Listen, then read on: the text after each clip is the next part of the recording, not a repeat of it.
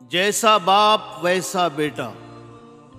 امیر المؤمنین حضرت عمر ابن عبدالعزیز رحمۃ اللہ علیہ بہت عدل کرنے والے اور انصاف پسند بادشاہ تھے۔ ایک دن کی بات ہے کہ وہ اپنے بستر پر پہلو کے بل لیٹے ہی تھے کہ ان کا 17 سالہ بیٹا عبد الملک کمرے میں داخل ہوا۔ اس نے کہا، امیر المؤمنین آپ کیا کرنا چاہتے ہیں؟ فرمایا، بیٹا میں تھوڑی دیر سونا چاہتا ہوں، اس لیے کہ اب میرے جسم میں طاقت نہیں ہے، میں بہت تھک چکا ہوں۔ بیٹے نے کہا، امیر المومنین کیا آپ مظلوم لوگوں کی فریاد سنے بغیر ہی سو جانا چاہتے ہیں؟ ان کا وہ مال جو ظلم سے چھینا گیا ہے انہیں واپس کون دلائے گا؟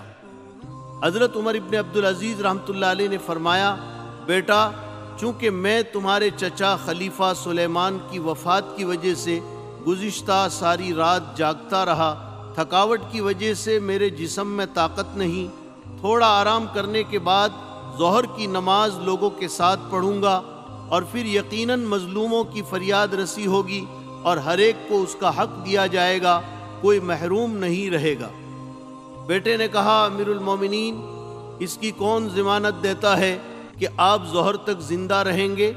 بیٹے کی یہ بات سن کر حضرت عمر ابن عبدالعزیز رحمۃ اللہ علیہ تڑپ اٹھے، آنکھوں سے نیند جاتی رہی، تھکے ہوئے جسم میں دوبارہ طاقت لوٹ آئی اور ایک دم بیٹھ گئے اور فرمایا، بیٹا ذرا میرے قریب آؤ۔ بیٹا قریب ہوا تو اسے گلے لگا کر پیشانی کو بوسا دیا اور فرمایا، اللہ کا شکر ہے جس نے مجھے ایسا نیک فرزند عطا کیا جو دینی معاملے میں میری مدد کرتا ہے۔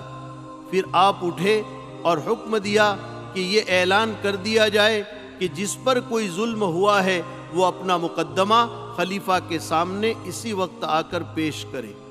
چنانچہ مقدمات آئیں اور آپ نے انصاف کے مطابق فیصلہ کیا۔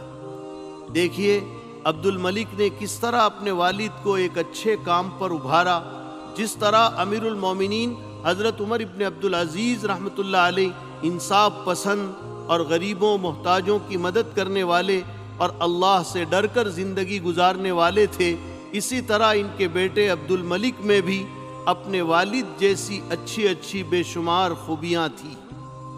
بزرگوں، دیکھا آپ نے حضرت عمر ابن عبدالعزیز رحمۃ اللہ علیہ نے اپنی اولاد کی کتنی اچھی تربیت کی تھی، ہمیں بھی اپنی اولاد کی ایسی ہی تربیت کرنی چاہیے۔ دوسرا سبق یہ ملا کہ گیا وقت پھر ہاتھ آتا نہیں، اس لیے اچھے کاموں میں کبھی دیر نہ کریں، ہمیشہ مظلوموں اور غریبوں کی مدد کریں۔